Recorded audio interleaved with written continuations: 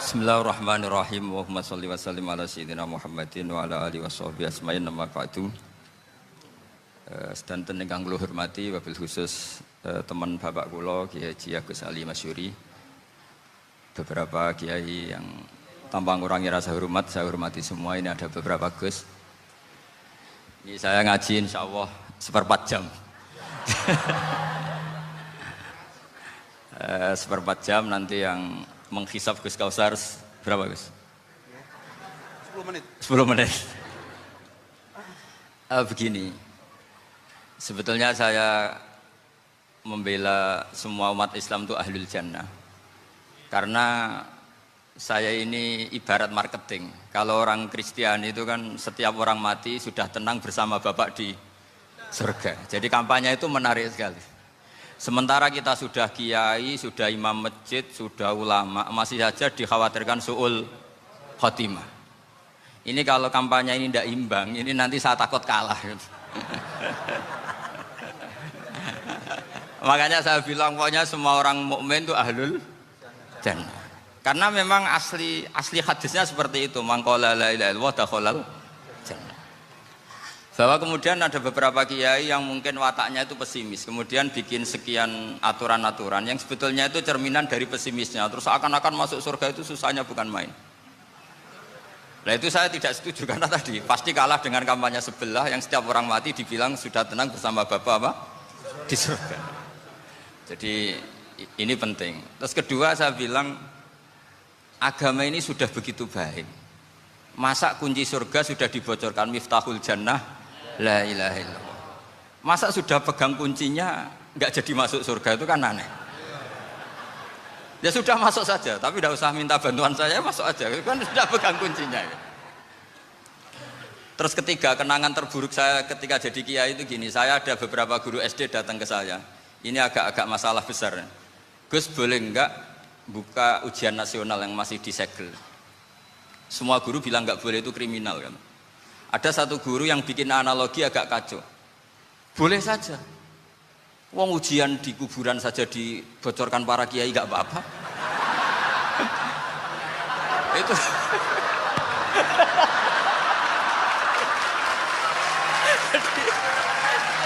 Tapi ini kriminal ya. Perhatian kepada kiai, nggak boleh memukul pemateri.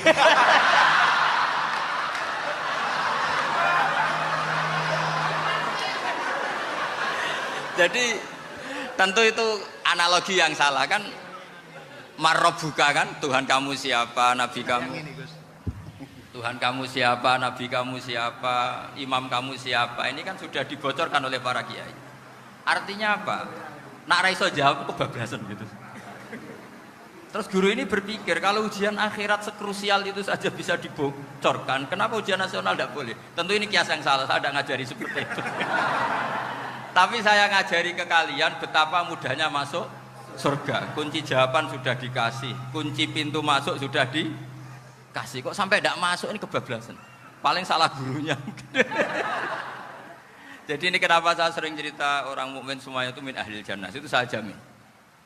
Sama tidak usah takut su'ul khotimah, tidak usah takut berlebihan seperti itu. Karena setahu saya, setidaknya saya mewakili ulama zaman ini. Rata-rata guru kita ini bermadzhab Syadzili dalam berkeyakinan berpikir tentang Allah. Di antara ini yang mulai saya ngomong serius, supaya tadi kan guyonannya sudah diambil Gus Reza sama Gus Kausar. Saya tahu kenapa mereka guyon. Kalau ngomong serius takut kalah sama saya.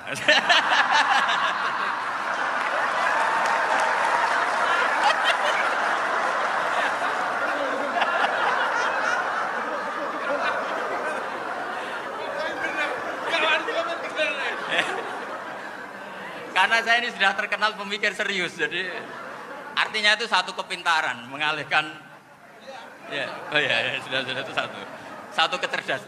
Tidak hanya ngalim tapi butuh cerdas. Jadi itu bukti beliau ini cerdas itu. Saya berpikir begini, ini madzhab Syadzili, kita semua tentu Syadzili karena kita semua ngaji kitab hikam. Kita tahu kitab hikam itu muridnya Abul Abbas Al-Mursi, Abul Abbas Al-Mursi muridnya Syekh Abil Hasan apa? Asy-Syadzili. Saya masih ingat betul makalah itu dan saya ulang-ulang setiap saya ngajar di sarang saya ajarkan itu. Kilali kata Abdul Hasan As-Sadili, saya pernah dapat hatif, dapat semacam ilham. Apa makna min syarril waswasil khannas? Itu kata beliau dijawab oleh hatif itu. Hatif itu nggak perlu diterjemah tadi ada karena tadi diajarin itu. Apa yang dihidupkan itu nggak perlu dijelaskan. kata hatif tadi, waswasun yadkhulu bainaka wa baina habibika.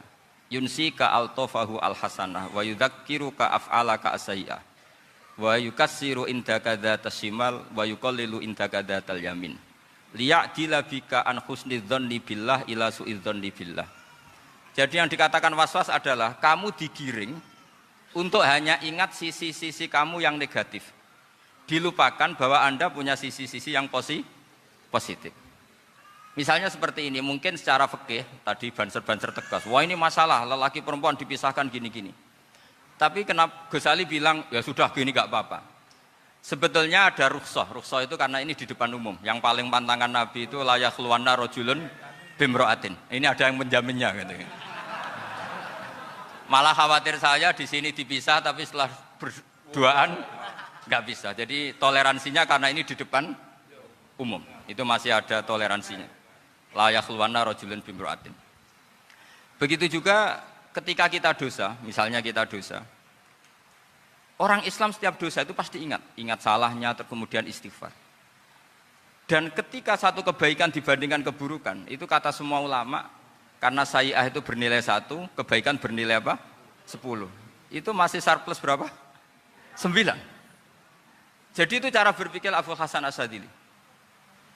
Kenapa kamu harus berpikir positif tentang Tuhan? Sekali berpikir tentang negatif, itu bahaya betul. Misalnya begini, kamu berpikir, tak rewangi, jadi kiai, sujud, rukuk, ternyata aku tetap lebu neraka, gunanya apa? Itu menurut saya kan nggak punya akal. Sujud itu satu kelaziman menghamba kepada Allah. Normalnya seorang hamba itu ya sujud. Kemudian gara-gara kamu ingin masuk surga, terus logika kamu dibalik, gunanya apa saya sujud? Ternyata saya masuk neraka. Itu pertanyaan yang benar-benar bodoh dan itu menjadikan Allah benci. Logikanya dibalik begini. Ini saya ngomong serius karena ini bentuk kemenangan saya ini bentuk kemenangan saya. Saya berkali-kali ngomong di kota pelajar di Jogja karena banyak pengujinya juga. Bukan sekedar pendamping tapi penguji. Banyak yang profesor, bukan sekedar dokter, banyak yang profesor. Jadi biar ini dok.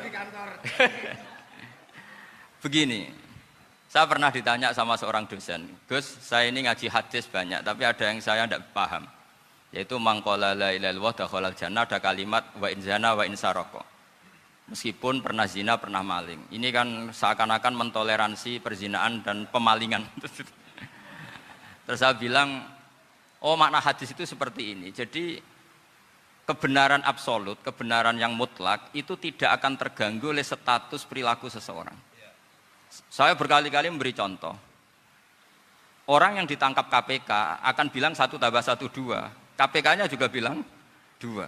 Rivalitas dalam politik, Pak Prabowo ya bilang 2, Pak Jokowi juga bilang 2. Orang yang zaniyah, yang lonte pun akan bilang 2. Muftinya juga bilang 2. Ketua MUI-nya juga bilang 2. Artinya gini, kebenaran yang absolut adalah kebenaran yang siapapun akan meyakini seperti itu. Seperti 1 ditambah 1, 2. Kamu punya musuh bilang 2. Kalau ibu-ibu ini punya maru ya marunya bilang 2 tadi tambah mama. Enggak tahu saya terjemahnya apa tadi. Nah, kebenaran yang absolut itu kebenaran yang siapapun pasti mengakui. Dan uniknya begini, saya pernah ngaji acara himmah, acara pondok sarang di Demak. Kalau kamu bilang 1 ditambah 1 menjadi 2, untuk mengatakan 2 itu kamu butuh hadiah enggak? Mereka semua jawab enggak. Kita semua enjoy saja mengatakan tembok itu putih. Kenapa? Karena memang putih. Kita mengatakan 1 tambah 1 2 karena memang kita tanpa presentasi dapat hadiah, dapat penghormatan. Kenapa untuk mengatakan Allah itu Tuhan kita butuh surga? Memangnya kalau tidak ada surga Allah tidak jadi Tuhan? Ini problem orang soleh-soleh yang terlalu pesimis. Makanya nanti orang-orang soleh itu masuk surganya berat. Tapi kalau orang alim lebih gampang kira-kira seperti itu. Iya, karena kan imannya lebih bagus. Dalam hadis qudsi, Allah ini yang dibuli orang-orang soleh. Laulam akhluk jannatan wala naron alam akun ahlan an uto'a. Dalam hadis qudsi itu. Kalau saja saya tidak menciptakan surga dan neraka, apa saya tidak jadi Tuhan yang perlu ditaati? Apa kalau kamu tidak saya kasih uang 1 juta terus bilang 1 tambah 1 11? Enggak kan? Tetap bilang berapa? 2. Kalau kebenaran absolut yang 1 tambah 1 kamu bilang 2 meskipun tanpa mendapat hadiah. Kenapa untuk bilang Allah Tuhan kamu butuh hadiah surga? Itu kan serah ikhlas belas. Makanya saya terus mengajarkan ikhlas. Ikhlas itu bisa dilatih dengan akal, dengan pikiran, bil ilmi lah. Harus dilatih. Nah di sini ini momen atau makna yang mestinya harus difahami wa inzana bahwa kalimat ini sah meskipun dilafatkan seorang yang pernah zina. Sama seperti 1 tambah 1 2 sah, diucapkan siapa saja sah. Dan siapapun akan mengucapkan itu secara ikhlas. Ini penting saya utarakan. Sehingga setelah ada firqah-firqah takfiri yang mengatakan orang megang keris itu syirik, ke kuburan syirik, ini syirik. Itu salah besar. Salahnya adalah tadi kalimat-kalimat atau kebenaran-kebenaran absolut ini sudah jadi sibghatullah man ahsanu minallahi sibghah. Kalimat ini begitu absolut di hatinya orang mukmin. Sehingga ketika terganggu oleh hal-hal yang adat istiadat kayak pegang keris, kayak apa, ini tidak mengganggu. Tetap kualitas iman ini di atas keyakinan adat membawa apa keris. Kalau orang membawa keris menjadi syirik karena percaya sama makhluk. Orang misalnya kejawen kalau nggak bawa keris nggak nyaman. Orang kota itu kalau nggak bawa ATM juga nggak nyaman. Itu tidak dihukumi syirik. Kamu pergi lupa bawa HP nyaman enggak? Enggak, kenapa enggak dihukumi syirik?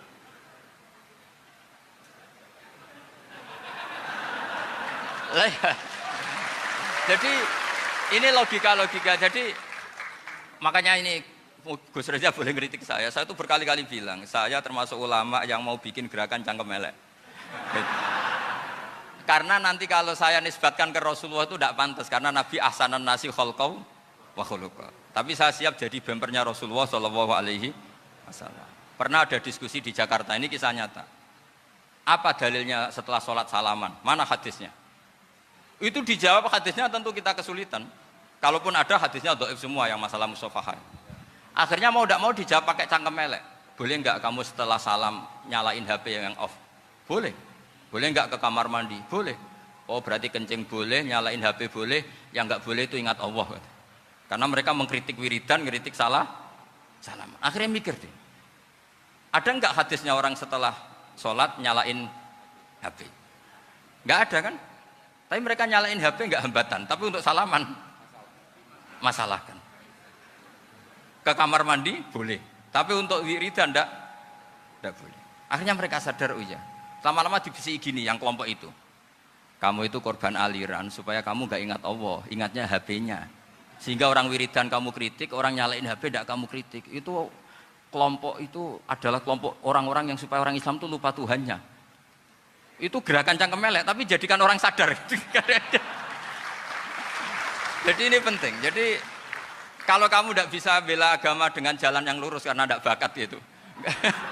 Gak apa-apa pakai cangkem elek tadi, karena gak mungkin gerakan ini dinisbatkan kepada Rasulullah Shallallahu Alaihi Wasallam. Kalau soal sanad, saya punya sekian sanad tentang itu, tapi tidak usah kamu ikuti. Ada orang tanya, ya Pak Kiai kalau setan dibakar di neraka panasan enggak? Ya panasan. Loh kan setan dari api, ngapain harus panasan? Kan materinya sama. Terus Kak Kiai tadi gak kesulitan, dia ngambil pasir, disawur di wajahnya. Wah sakit Kiai, kamu kan dari tanah, kena tanah kok. Jadi itu ada sekian, artinya gini ya, kalau kesulitan jawab pakai baik-baik ya sudah pakai cangkem elek itu aja karena. Tapi tentu kan gerakan ini tidak mungkin dinisbatkan kepada para nabi. Tapi saya pastikan meskipun nggak bisa dinisbatkan kepada para nabi dari segi cangkem elek tadi, tapi secara semangat itu sama. Saya punya sekian contoh. Benar Gus Riza tadi gojok saya sengawur-ngawurnya itu masih punya sanad. Itu pas saya ngawur pun masih punya apa? Sanad. Nabi Ibrahim itu ketika faja'alahum juzatan illa kabirallahum itu si berhala paling besar dikasih kapak. Ketika mereka geger, ini siapa yang berhala-berhala kecil? Kata mereka, sami'na fata yadhkuruhum yuqalu lahu Ibrahim. Ya kira-kira Ibrahim lah gitu. Terus setelah Ibrahim didatangkan, siapa yang melakukan ini semua? Ini jawaban Nabi Ibrahim, bal fa'alahu kabiruhum hadza. Ya tanya yang bawa pedal, saya kan enggak bawa. Terus kata orang-orang, otak kamu itu di mana? Masa berhala disuruh nanya, kan nggak bisa ngomong. Ibrahim kembalikan, uffil lakum walima ta'buduna min dunillah. Lalu otak kamu di mana? Sudah tahu nggak bisa ngomong kok disembah gitu. Itu ada kata uffin loh. Uffin itu kalau diterjemah kira-kira ya agak-agak jancuk gitu. Kira-kira seperti itu. Ya kira-kira seperti itu. Jadi Sekarang dalilnya jancuk apa Gus?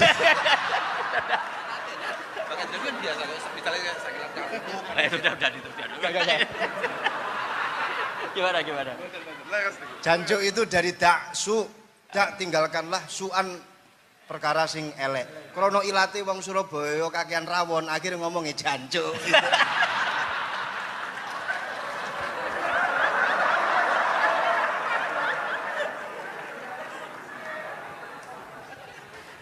Jadi mulai dulu melawan kebatilan itu harus pakai logika yang vulgar. Karena memang nggak mungkin dengan bahasa-bahasa priayi itu nggak mungkin. Dan ini penting saya utarakan. Nah, kalau nanti nggak mungkin dinisbatkan kepada Rasul karena Nabi adalah ahsanan nasi khalqa wa khuluqa, kita yang ngambil alih saja. Gus Reza, saya, Gus Hasan ini cara cangkem elek kan pantas. Luas. Selain bakat ya sudah natural. Karena memang itu cara kita menjelaskan kebenaran. Saya ulang lagi, itu cara kita menjelaskan apa? Kebenaran. Mau tidak mau. Saya pernah ditanya sama seseorang, Gus, beberapa nabi itu kan poligami. Poligami itu bukti hiperseks. Karena yang tanya itu orang nasionalis yang nggak pati senang Islam. Terus tak balik tanya, perempuan itu makhluk lemah enggak? Ya lemah. Kalau nolong lama satu itu gimana? Ya baik. Kenapa nolong dua jadi tidak baik? Harusnya kalau nolong tiga tidak baik. Tapi saya tidak dukung poligami. Nah, ini cerita saya. Setidaknya mereka jadi ingat. Saya itu pernah ditanya agak-agak orang ateis. Dia benci Islam tapi neliti Islam. Pertanyaan kedua, kenapa dalam perang itu seakan-akan Nabi itu perampok? Hartanya orang kafir disita kemudian menjadi ghanimah. Itu kan kayak ngerampok. Terus saya tanya gini, kalau ada penjahat ke rumah kamu, kemudian pakai senjata api, setelah kamu ringkus, itu senjata api kamu kembalikan apa kamu sita? Oh ya saya sita, kalau tak kembalikan dipakai ngerampok lagi. Ya sama seperti itu, kalau kekuatan mereka dikembalikan, akan dipakai kekuatan mereka lagi. Jadi, ya lagi-lagi ini kemenangan orang serius. Karena nanti guyonnya sudah dintekno sama Gus Safa sama Gus Riza. Nah, kenapa saya ngajar begitu rileks, begitu santai? Karena pikiran saya sederhana. Fa innal uqula muttarratun ila qabilil haq. Akal sehat pasti dipaksa menerima apa? Kebenaran. Sehingga kebenaran itu tidak usah kamu ngomongkan secara serius, secara tidak perlu. Kebenaran itu mudah diterima. Saya itu pernah ngaji berkali-kali di Jogja di mana-mana sampai ada buku seorang dokter nulis tesisnya itu bangga lagi menjadi muslim setelah ngaji saya itu. Karena saya menerangkan itu ringan. Orang Islam itu harus mencintai Allah. Ciri utama cinta itu tidak tegang, rileks. Saya bilang begini, kalau kamu pernah 1 tahun digratisi orang rumah, makanan, kamu kira-kira itu mudah nggak mencintai orang yang berjasa sama kamu minjemin rumah dan ngasih makan gratis? Mudah kan? Apalagi kita ini mudah mencintai orang yang minjemin mobil 1 tahun, ngasih rumah 1 tahun, apalagi selamanya. Kenapa kita tidak mudah mencintai Allah yang memberi kita bumi, air, oksigen, semuanya kita dikasih Allah. Akhirnya mereka mikir, wong mencintai seseorang yang ngasih dalam durasi 1 tahun saja mudah, apalagi mencintai Allah yang ngasih kita tanpa batas. Itu disebut walladzina amanu asaddu hubbal lillah. Orang mukmin itu mudah sekali mencintai Allah. Caranya dilatih tadi. Kita mudah mencintai orang yang berjasa sama kita. Kenapa tidak mudah mencintai Allah yang tentu jasanya lebih besar? Nah, karena akhir-akhir ini banyak orang yang terlalu nazir, terlalu kata Nabi kan basyiru wala tunaffiru yasiru wala tu'assiru. Sehingga saya bikin gerakan. Pokoknya semua orang mukmin pasti masuk surga. Nanti soal ada kesalahan-kesalahan kecil yang menjadikan orang su'ul khotimah itu sifatnya kehati-hatian. Jangan menjadi hukum. Hati-hati itu tidak menjadi hukum. Kalau kamu nyupir hati-hati itu bukan berarti pasti kecelakaan, enggak. Hati-hati itu ya hati-hati saja, tidak menjadi hukum. Ini penting saya utarakan karena kubu sebelah kampanyenya sudah tadi, setiap mati mesti tenang bersama Bapak di surga. Sementara kita mau kampanye, kamu sholat tidak mesti diterima, haji tidak mesti diterima, jadi kiai tidak mesti masuk surga. Coba kalau kita kampanye gitu terus, yang mau jadi muslim itu siapa? Jadi ini sudah tak perhitungkan matang-matang saya milih mazhab seperti itu. Ya ini saya pikir sudah, ini pembandingnya supaya punya waktu. Saya suka sekali. Nah ini yang sesi terakhir ya, sesi terakhir. Saya akan cerita fikih karena Nyun sewu Gus, ada iklan sebentar dari ibu-ibu, pentolan mic kurang dekat ke mulutnya Gus Baha.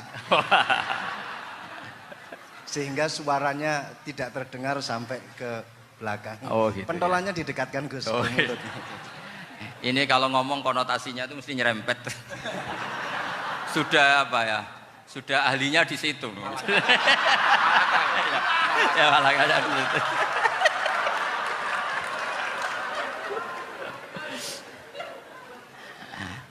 Dalam sesi terakhir saya cerita pentingnya pembanding. Imam Rafi'i itu yang ngarang kitab Muharrar. Kitab Muharrar ini adalah ringkasan dari kitab Al-Wasit. Al-Wasit itu karangannya Imam Ghazali. Al-Wasit sendiri ini khas ngaji NU karena NU maknanya Nahdlatul Ulama, gerakan para ulama. Jadi kalau nggak ngerti alim-alim seperti itu ya ada NU. Sebenarnya sampai itu pasnya Nahdlatul Ummah, gerakan umat. Tapi kan sudah jadi partai politik Nahdlatul Ummah. Karena yang katakan NU itu Nahdlatul Ulama, gerakannya para ulama. Imam Rafi'i itu berpendapat sujud itu cukup pakai baduk, pakai jidat. Itu dalam kitab Muharrar. Wal asoh anna sujud yasihu mau cukup biwat iljabah. Ketika Imam Nawawi mentasih kitab Muharrar namanya Minhajut Thalibin, itu mengkritik Imam Rafi'i. Kata beliau, sujud itu untuk sah harus melibatkan 7 anggota karena berdasar hadis umirtu an asjuda ala sabati a'zumin, yaitu al-jabhah wal yaden warukbaten wal qadamen, yaitu jabhah 2 tangan, 2 lutut dan 2 qadamen. Akhirnya saya ngecek di kitab asli. Imam Rafi'i termasuk Ashabut Tarjih dan Imam Nawawi. 2 orang ini khilaf. Kan nggak mungkin kita sebagai mushahihnya karena yang khilaf ini 2 ulama besar, satu Imam Rafi'i, satu Imam siapa? Nawawi. Kita tidak bisa hanya ngikuti Fathul Mu'in yang mengatakan idzakhtalafan Nawawi war Rafi'u kudiman Nawawi, tidak bisa karena Imam Nawawi ini sering nginduk sama kitabnya Imam Rafi'i karena senior Imam Rafi'i. Setelah saya cek di kitab kitab asli Mamba ya, satu sumbernya semua mazhab apa? Syafi'i. Ternyata Imam Syafi'i nak ngedikan hanya begini. Wa uhibbu, saya suka setiap orang Islam sujud itu melibatkan 7 anggota karena itu aman, pasti sah. Tapi wayah tamilu kata beliau, tapi mungkin saja sujud hanya watul jabah itu sah. Kenapa kata Imam Syafi'i? Liqaulihi sallallahu alaihi wasallam atau li du'aihi apa sallallahu alaihi wasallam fi sujud sajadalaka wajhi wa sam'i wa basori. Nabi ketika sujud itu hanya berdoa, ya Allah sujud kepada engkau wajhi wa sam'i wa basori. Nabi tidak menyebut wayadi wa rukbati wa qadam. Sehingga saya berkali-kali bener kata Gus, saya ini pembela umat. Sing sujudnya 7 anggota ya taklem, pantes dadi Rais Suriah. Itu. Yang sujudnya bathuk tok ya tetap sah ngikuti mazhabnya Imam Rafi'i. Meskipun itu tidak saya anjurkan. Tentu tidak saya anjurkan. Alasannya Imam Syafi'i tadi, Rasulullah pernah berdoa dengan kata-kata sajadalaka wajhi, bukan diteruskan wayadi warubati wakodha. Sehingga fal khilaf huna bakin ala khiddati kalau dalam bahasa fikih. Khilaf biar tetap sesuai aturan khilaf masing-masing. Enggak perlu kamu menggugurkan pendapat Rafi'i yang mengesahkan sujud hanya pakai jabah.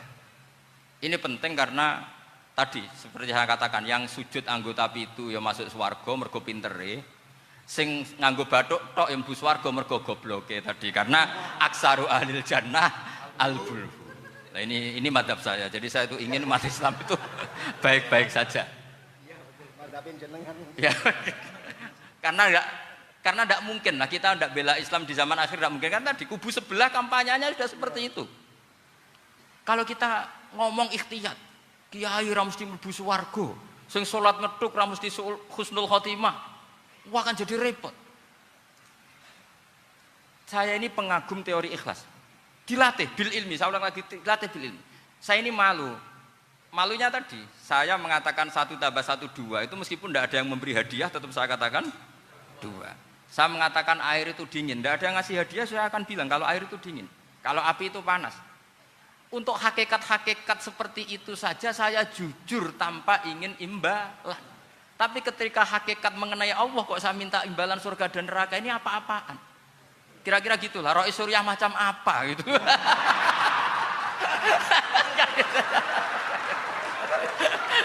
Ya saya kira demikian. Assalamualaikum warahmatullahi wabarakatuh.